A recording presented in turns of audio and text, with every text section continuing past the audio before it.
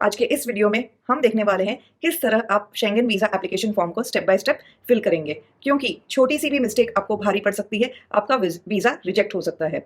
So let's see till the end how to fill the Schengen visa application form.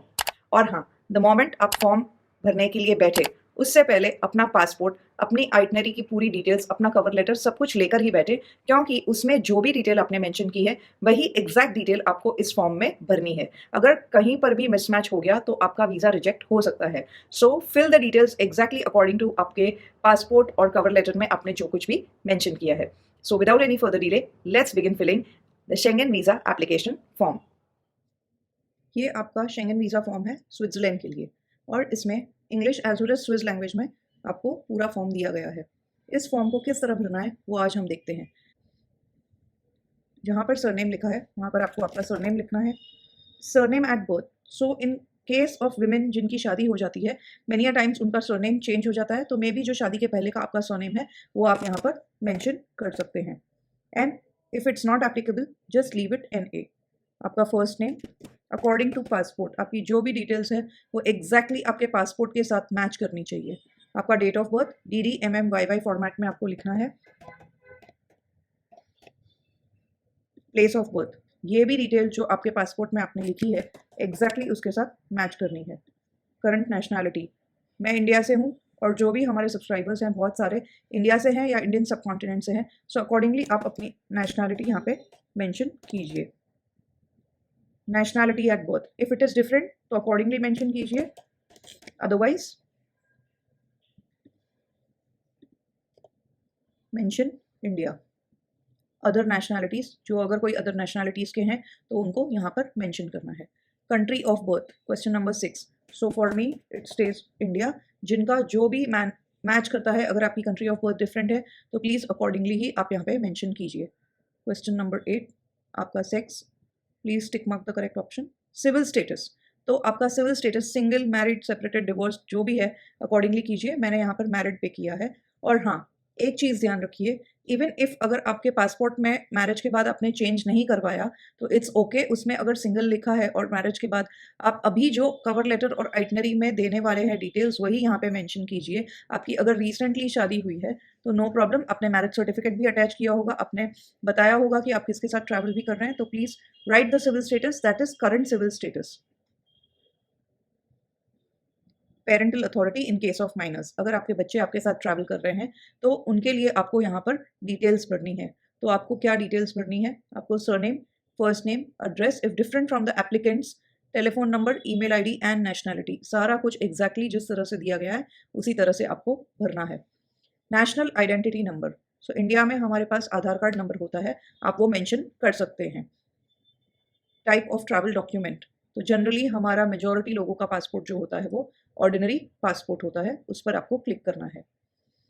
Question number 13, number of travel document.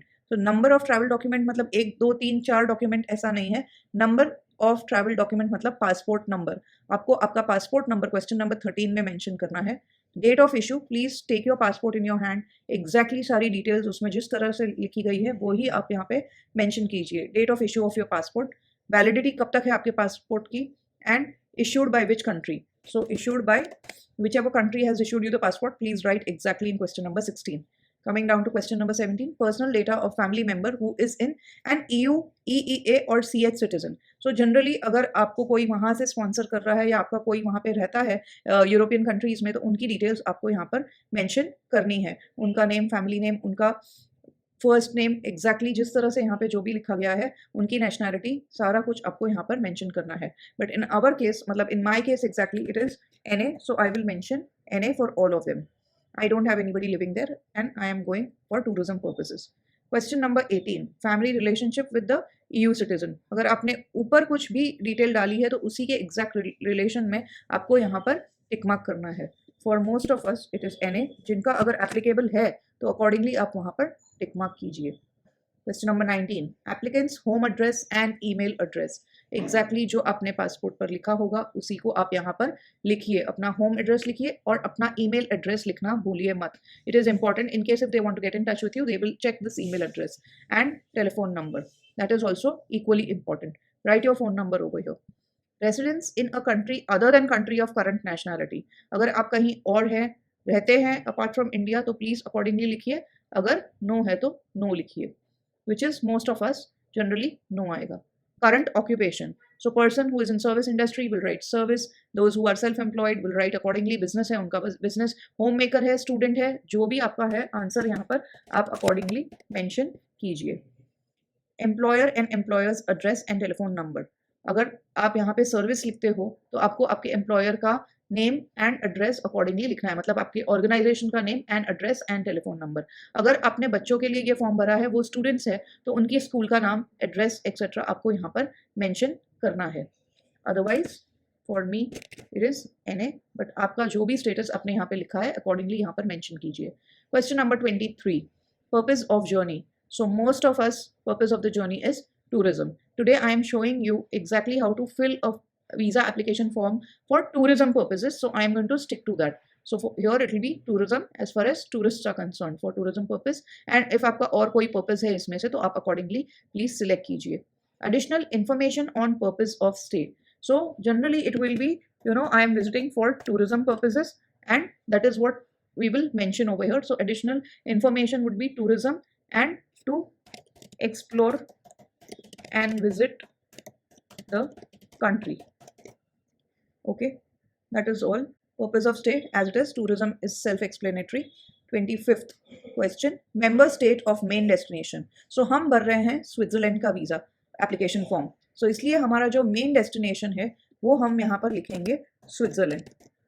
So depending on आप किस country में enter करने वाले हैं उसका आपको यहाँ पर नाम लिखना है. Member state of first entry, so since I am flying into Switzerland, I will be mentioning Switzerland over here. Main destination is जहाँ पर आप मैक्सिमम स्टे में अपना नंबर ऑफ डेज स्पेंड करने वाले हैं. Number of entries requested, as I told you earlier, question 27 is very important, please ध्यान दीजिए. जनरली हम रिक्वेस्ट करते हैं सिंगल एंट्री वीज़ा.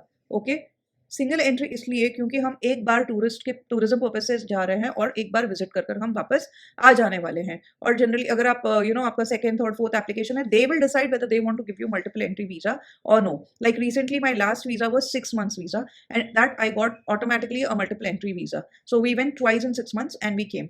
बट अगर आप मल्टीपल एंट्री यहाँ पर अभी से सिलेक्ट करते हैं तो आपको प्रॉब्लम हो सकती है. अगर आप मल्टीपल एंट्री सिलेक्ट करेंगे तो आपको आइटनरी में इस तरह से मेंशन करना पड़ेगा कि आप फर्स्ट टाइम कब एंटर कर रहे हैं and second time again when do you want to enter. और अकॉर्डिंगली आपको फ्लाइट टिकट्स एक्सेट्रा भी अटैच करनी पड़ सकती है, क्योंकि मैंने केसेस देखे हैं जिन्होंने ऐसे मल्टीपल एंट्री को टिक मार्क किया लेकिन सेकेंड टाइम कब जाने वाले हैं उसकी कोई डिटेल्स नहीं दी, उनका वीज़ा रिजेक्ट हो गया बिकॉज उन्होंने मल्टीपल एंट्री कौन से बेसिस पे डाला.